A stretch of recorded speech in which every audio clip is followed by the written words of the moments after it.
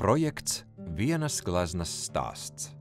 Tapis sadarbībā ar advokātu biroju Elleks Kļaviņš. Maija Tabaka, Kāzas Rundālē, 1974. gads.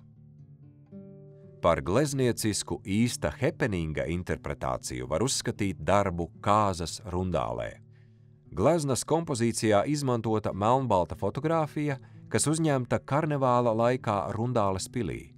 Fotogrāfija dokumentēja pasākumu, kas tika rīkots par godu Imanta un Ievas Lansmaņu kāzām, toreiz vēl nerestaurētajās Rundāles pils telpās. Pieskaņojoties pils galantajai atmosfērai, viesiem vajadzēja ierasties rokoko laika kostīmos. Daļu no viņiem mēs redzam pozējot ap laulāto pāri pils zelta zālē, jeb kādreizējā hercoga troņa zālē.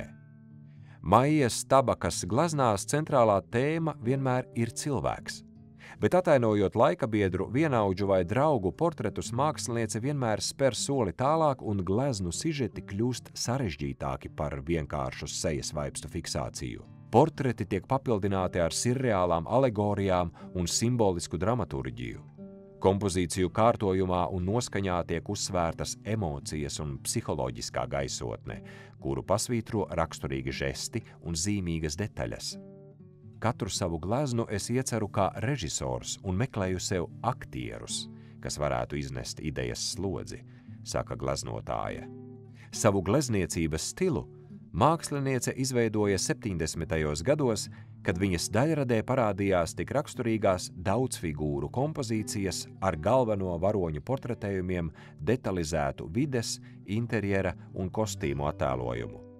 Kāzas Rundālē Tabaka nodēvējusi par savu radošo dzimšanu.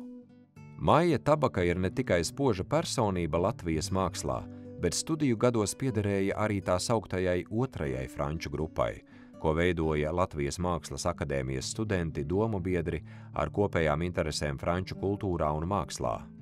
Šajā klubiņā kopā ar Maiju Tabaku bija tādi mākslinieki kā Juris Pudāns, Jānis Krievs, Imants Lansmanis un Bruno Vasiļevskis.